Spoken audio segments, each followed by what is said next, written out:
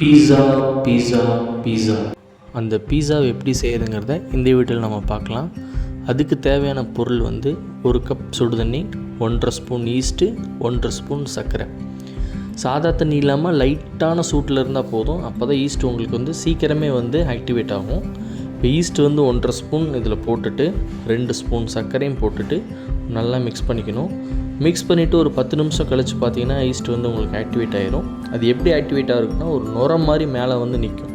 இப்போ வந்து உங்களுக்கு நான் இதை வந்து கலந்து காட்டுறேன். இப்போ இது ரெண்டையும் போட்டு இப்படி மிக்ஸ் பண்ணிடுவோம்.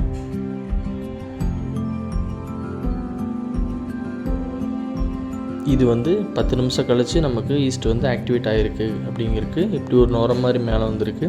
இது எதுக்குன்னா இந்த ஈஸ்ட் வாட்டரை வச்சு தான் நம்ம வந்து மாவு பிசைய போகிறோம். இப்போ வந்து 3 கப் மைதா மாவு, கொஞ்சோண்டு உப்பு, 2 ஸ்பூன் எண்ணெய், இது 3ஐயும் போட்டு லைட்டாக மிக்ஸ் பண்ணிவிட்டு நம்ம ஈஸ்ட்டு கலந்து வச்சுருக்கோம் பார்த்திங்களா, அந்த தண்ணியை ஊற்றி சேர்த்து இந்த வீட்டில் நம்ம சப்பாத்திக்கு மாவு பிசைகிற மாதிரி நார்மலாக பிசைஞ்சு வச்சுக்கணும்.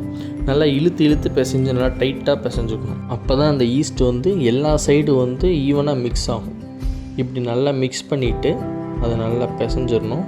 இப்படியே ஒரு 10 நிமிஷம் இந்த ப்ராசஸ் இருக்கணும்.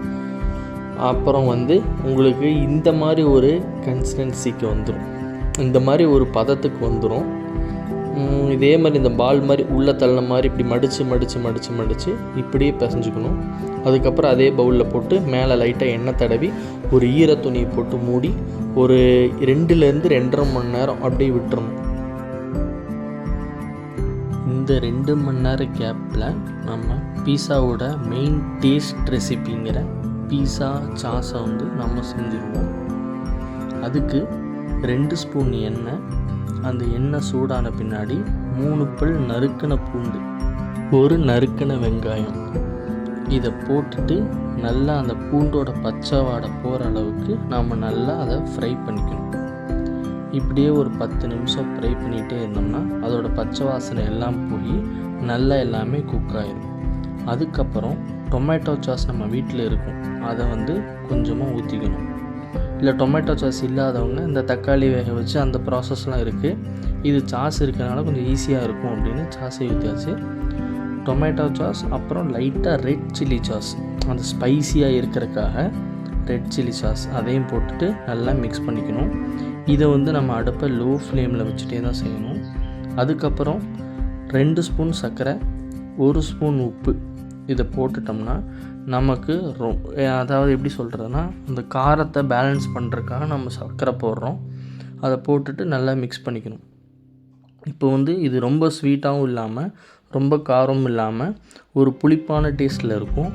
இது எனக்கு இன்னும் ஸ்பைசி வேணும் அப்படிங்கிறவங்க சில்லி ஃப்ளாக்ஸ் யூஸ் பண்ணிக்கலாம். என்கிட்ட சில்லி ஃப்ளாக்ஸ் மேலே வரமிளகாயோட விதை இருந்துச்சு. அந்த விதையை நான் வந்து இன்னும் எக்ஸ்ட்ரா ஸ்பைசிக்காக அந்த விதையை நான் வந்து சேர்த்துக்கிட்டேன். இதை நான் சேர்த்துக்கிட்டு இதை நல்லா மிக்ஸ் பண்ணிக்கணும். இந்த ப்ராசஸ் எல்லாமே செய்யும் போது அடுப்பு வந்து லோ ஃப்ளேமில் தான் இருக்கணும். ஹை ஃப்ளேமில் வச்சிங்கன்னா உங்களுக்கு அடி பிடிச்சதுன்னா அதோடய டேஸ்ட்டே உங்களுக்கு மாறிடும்.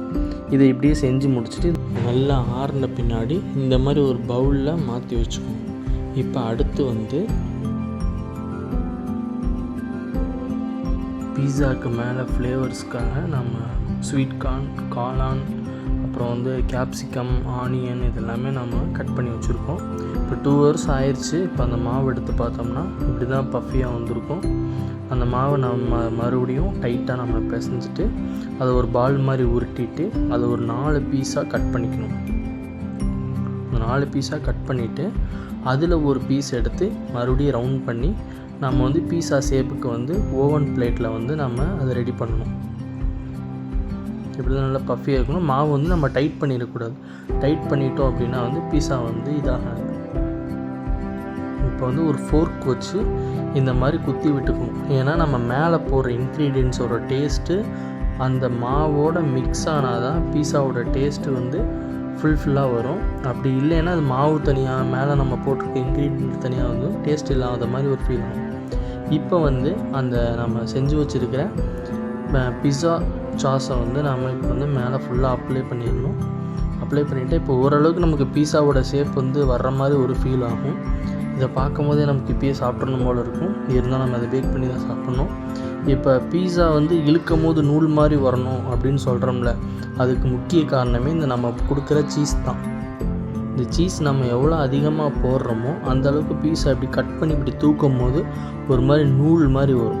இதுக்கு மேலே நம்ம ஸ்வீட் கார்னு, கேப்சிகம், காளான், ஆனியன் இது எல்லாமே நாம் மேலே போட்டுட்டு அதுக்கு மேலே மறுபடியும் சீஸ் போட்டுட்டோம் அப்படின்னா ஓவரால் எல்லாமே நமக்கு குக் ஆயிரும். இது வந்து நம்ம ஓவனில் தான் நம்ம செய்ய போகிறோம். இது வந்து குக்கர்லேயும் செய்யலாம். குக்கரில் செய்யணும்னா அரை டம்ளர் உப்பு அது மாதிரி ஸ்டாண்டெல்லாம் போட்டுலாம் செய்கிறாங்க. நம்ம ஓவனில் செய்யும் போது நமக்கு நம்ம கொஞ்சம் ஈஸியாக இருக்கிற மாதிரி எனக்கு ஃபீல் ஆகும். ஓவன் இல்லாதவங்க குக்கர்லேயும் ட்ரை பண்ணிக்கலாம். சரி, இப்போ வந்து நம்ம ஷேப் கொண்டு வந்தாச்சு. இப்போ நாம் இதை வந்து ஓவனில் வச்சிடலாம். ஓவனில் வைக்கிறதுக்கு முன்னாடி ஓவனை வந்து ஒரு 5 நிமிஷம் ப்ரீ ஹீட் பண்ணிக்கணும். நான் 5 நிமிஷம் ப்ரீ ஹீட் பண்ணிட்டேன். இப்போ வந்து 220 டிகிரி செல்சியஸில் ஒரு 10 மினிட்ஸ் நான் வச்சு பார்க்குறேன். அந்த 10 மினிட்ஸ்க்குள்ளே குக் ஆகலை அப்படின்னா இன்னொரு 5 மினிட்ஸ் எக்ஸ்ட்ரா வைப்பேன். டோட்டல் 15 மினிட்ஸ்க்குள்ளே வந்து பிஸா வந்து ரெடி ஆயிரும். இப்போ நான் வந்து இந்த ஓவனுக்குள்ளே வைக்க போகிறேன். 15 மினிட்ஸ் கழித்து நான் எதிர்பார்த்த பீஸா வருதா அப்படின்னு நான் பார்க்க போகிறேன். ப்ரொனவுன்சியேஷன் பிட்ஸா அப்படின்னு தான் சொல்லுவாங்க. நமக்கு பிஸான்னு சொல்லியே பழகிருச்சு. சரி, ஓகே. இப்போ நம்ம 10 மினிட்ஸ் கழித்து அது எப்படி ரெடியாகி வருதுங்கிறத பார்ப்போம்.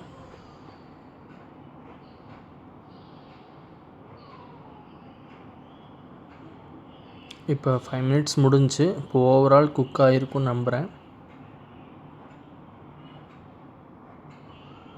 இப்போ நம்ம எதிர்பார்த்த மாதிரியே அதே ஸ்பைசி சீஸியோட ஹாட் அண்ட் ஸ்வீட்டாக ஒரு பிஸா ரெடி ஆயிடுச்சு. இது நீங்களும் வீட்டில் ட்ரை பண்ணி பாருங்கள். அப்புறம் வீடியோ வந்து லைக் பண்ணி சப்ஸ்கிரைப் பண்ணிடுங்க.